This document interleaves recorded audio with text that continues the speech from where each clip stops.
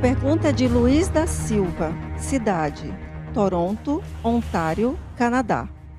Pergunta: boa noite a todas e todos e obrigado pela oportunidade. Querido Benjamin, como auxiliar um amigo, parceiro, com ansiedade e depressão? Como nós podemos introduzir, sem invadir o espaço do outro, a espiritualidade, especialmente o salto quântico? Agradecido de coração. Nossa, você fez uma pergunta extremamente difícil, mas extremamente útil para todas e todos nós. Todas as vezes que adentramos uma área que muito nos agrada, muito nos satisfaz, muito nos realiza, o nosso impulso é partilhar com as pessoas amadas. Se for um cônjuge, então, existe uma questão importante aí.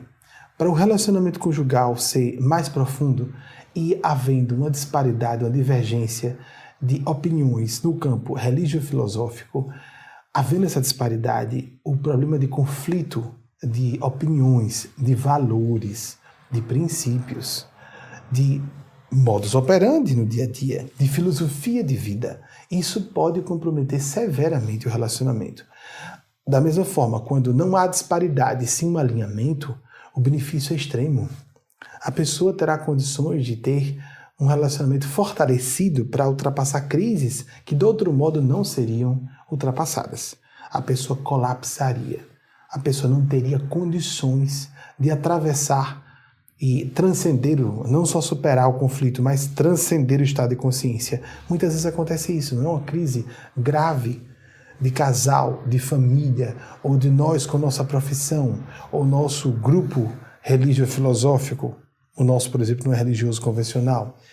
Uma crise dessa pode nos favorecer uma mudança de estado de consciência. Não por acaso passamos por crises existenciais. Superar um conflito, superar no sentido de restabelecer a harmonia com outra pessoa, ou num relacionamento interpessoal, que pode ser com uma pessoa ou um grupo. Interpessoal eu sei que é entre pessoas, mas vamos ampliar isso aí, entre pessoas no sentido mais amplo também, com um grupo inteiro, uma individualidade coletiva. Tudo isso nos ajuda a compreender que a harmonia pode acontecer num nível ou noutro. Albert Einstein, 1879, 1955, nos chamou a atenção que um problema nunca é resolvido no nível em que aparece. Se estamos em um conflito com um casal, como um autor, gostei muito quando disse pela primeira vez, e ouvi isso de outros, e ouvi dos espíritos também. De tal modo que eu não sei quem falou primeiro, e não interessa, memória humana.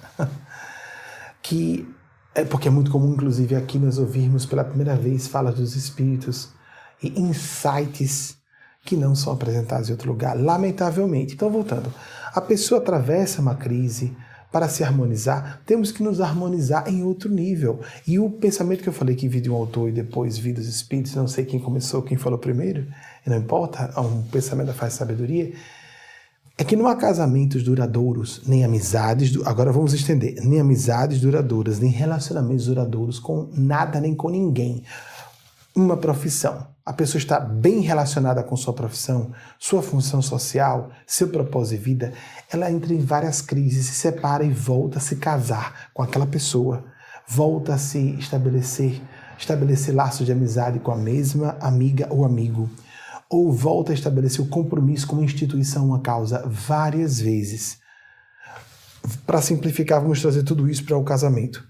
Uma pessoa não se mantém casada há muito tempo com uma mesma pessoa. Se o casamento é duradouro e é feliz, com todos os conflitos que não tem como nós fugirmos dos conflitos num relacionamento íntimo como um casamento. Nós temos que nos separar e nos casar várias vezes com a mesma pessoa. Nós temos que nos modificar e o outro ou a outra também. E se o outro ou a outra não se modifica e nós queremos continuar nesse relacionamento, ou nós fazemos um ajuste e nos modificamos para haver adaptação, ou nós vamos nos afastar. Ou nós vamos nos neutralizar. A grande questão é essa. Como nós queremos estabelecer relação com as pessoas? Anulando partes importantes de nós mesmos para nos mantermos amigos de quem não é nosso amigo de verdade? Para quem quer manter laços de conveniência, isso é tão comum também. Temos o orgulho de dizer, mantenho essa amizade desde a infância, mas a amizade acha que a minha religião é uma blasfêmia. Há pessoas que pensam que certas religiões são representações das forças do mal.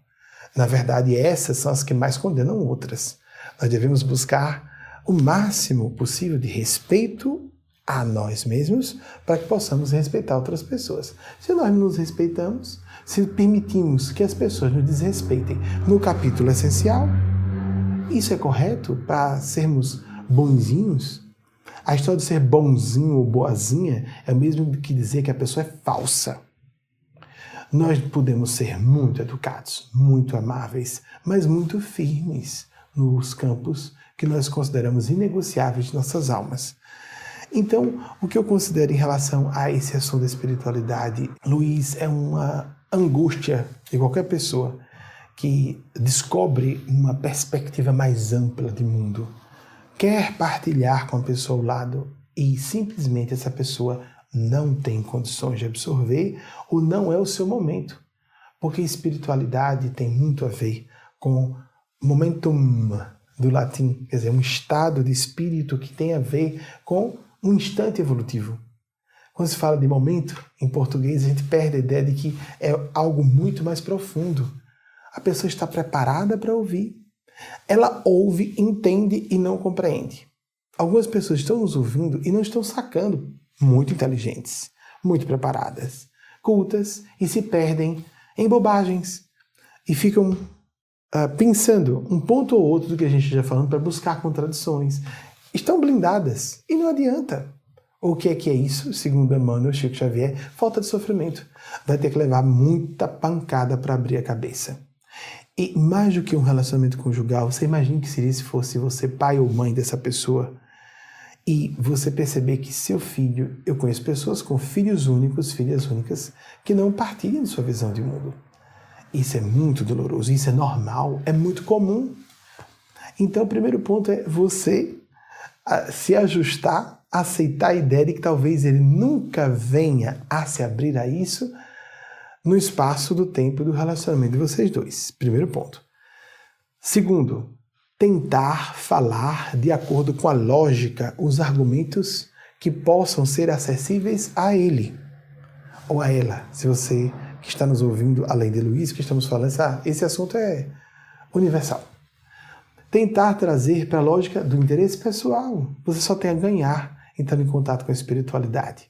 Seu cérebro vai funcionar melhor, por exemplo, e procurar uma maneira de, o tempo inteiro, quando a pessoa está vigilante, atenta, o exercício da atentividade, como falam os budistas, as brechas que a pessoa dá, está numa crise, está num problema, de novo, trazer aquela sua mundivisão, a sua cosmovisão sobre o assunto, naqueles instantes específicos, onde há aberturas para que você possa apresentar essa sua ótica a essa pessoa. Então, façamos o nosso melhor, mas renunciando, abdicando de toda ideia de controle. Por mais que a gente diga, mas meu Deus do céu, eu quero tanto bem essa pessoa, eu quero apresentar isso para ela, a insistência não vai resolver. A gente pode ficar persistente. E, em última análise, adaptar-se, como falei no início, adaptar-se a essa pessoa não está partilhando a sua opinião num assunto tão importante como esse, ou se separar, se for algo inegociável para você. Porque nós não temos espaço sobre o livre-arbítrio de uma pessoa para determinar sobre o discernimento dela, como ela deve compreender o mundo, por mais que estejamos à frente, por mais que estejamos convictos de estarmos certos.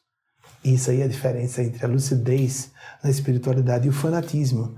Eu sei que no seu caso está perguntando como fazer, senão você não estaria perguntando isso, não é? Como fazer? Ficar atento, confiar em Deus, orar e esperar que a pessoa se interesse. Uma coisa que pode acontecer por você nos acompanhar é aproveitar aquelas mensagens ou aqueles banners que eu vou falar com a pronúncia em português, é permitido, não é? Você mandar daqueles assuntos que você julgue que aquela pessoa se interesse mais. Quem sabe? São iscas do bem, para que a pessoa procure mais saber sobre o assunto. Mas o momento é dela.